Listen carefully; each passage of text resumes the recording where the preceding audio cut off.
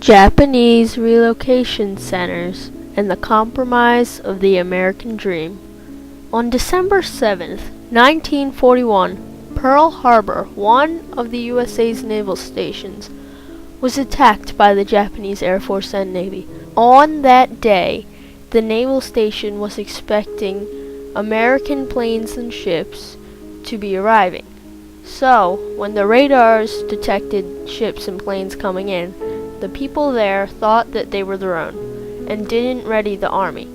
So the army was very surprised when they were attacked. Once that attack happened, it brought America into one of the bloodiest battles of all, World War II.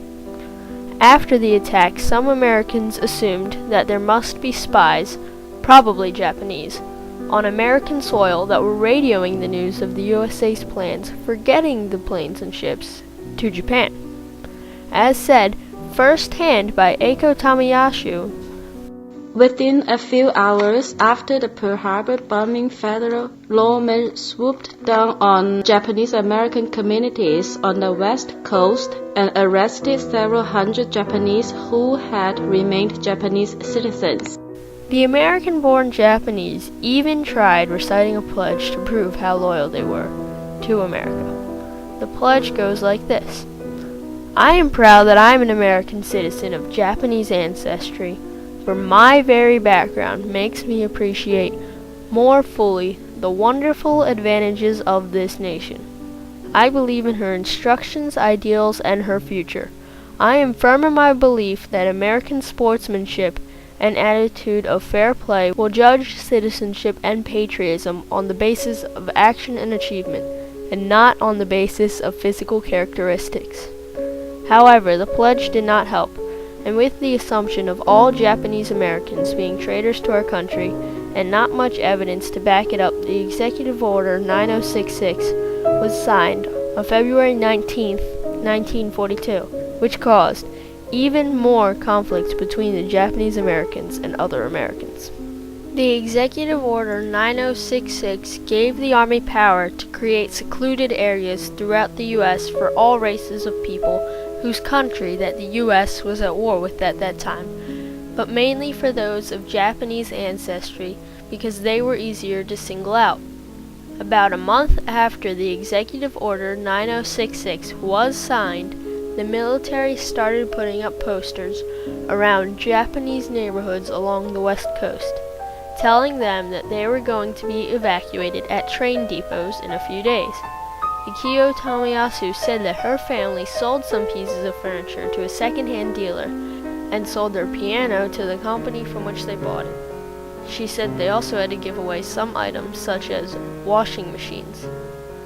They packed up their silverware, china, and family documents and pictures in boxes and put the boxes in a neighbor's basement for safekeeping for when they returned because they were unable to take these things with them to the camps.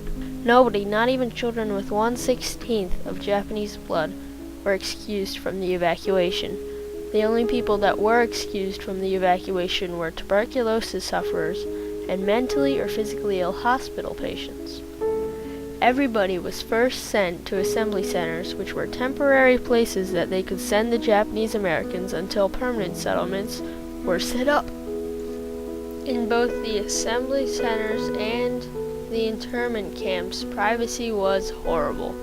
There were no doors on the houses, and the walls were so thin that you could hear your neighbors talking about their problems while you were talking about yours. Eiko Tamayasu told me, the assembly centers were former racetracks and fairgrounds. Many tar paper-covered barracks were built. In Temperance Assembly Center, my family consisted of 5 people plus my aunt was housed in one 20 by 20 feet room with 6 army cots, mattresses, and blankets. Many people shared their latrines, showers, and laundry facilities, which were cruel affairs with partitions but no doors or curtains. The bathrooms were just as bad as the houses. They had one bathroom for all the men in the camps as well as one for the women. The toilets were basically a long piece of wood with a lot of holes cut into it that flushed about every 5 minutes. The Japanese did have schools at both the assembly centers and the permanent settlements, with both Japanese teachers from the relocation centers and Caucasian teachers. However, the Japanese teachers were only paid $16 a month, while the Caucasian teachers were paid at least $200 a month for teaching the exact same curriculum. This was a big drawback from what they expected when they started to come to America. For example, here's one haiku that an unknown author wrote about his thoughts of immigration. Huge dreams of fortune, go with me to foreign lands, across the ocean. This haiku shows that when people were coming to America, they were coming to make a better living and not to be excluded from the modern world by being forced into relocation centers. People were so desperate just to get to America that they would agree to marriage to get there. For example, Michiko Tanaka, one of the women who did agree to marriage to get to America, once told her daughter, "I had consented to marriage to Papa because I had the dream of seeing America, and Papa was a way to get there." If women were doing this just to get to America, then they must have thought of it pretty highly and didn't think that they were going to have to be sent to secluded areas only for their race. Margaret Takahashi, a woman that was sent to one of the internment camps, described how bad life had gotten after the Pearl Harbor bombing and before they were even sent to the internment camps. She said, "You kept hearing awful rumors. You heard that people were getting their houses burned down, and we were afraid that those things might happen to us. You didn't know when the blow was going to fall, or what was going to happen. You didn't quite feel that you could settle down to anything. Your whole future seemed in question. The longer war dragged on, the worse the feeling got." The Japanese immigrants that were coming to America had the same dreams and ideals that all Europeans had when they were coming to America. They all thought that they could come here poor and start up a new life and end up rich by being hardworking. But once Pearl Harbor got attacked, that dream was gone for all people of Japanese ancestry, even the ones that were citizens of America. But things did get better after the war. As said in the Executive Order 9066, the Japanese Americans were let out of the relocation centers around the end of the war. Also, by August 10, 1988, Congress passed, and President Reagan signed, the Civil Liberties Act of 1988, which said what the government did to the Japanese Americans during World War II was wrong. They also admitted that there was no strong evidence to back up what the government did, while agreeing that the Japanese Americans suffered a great loss, property-wise and life-wise.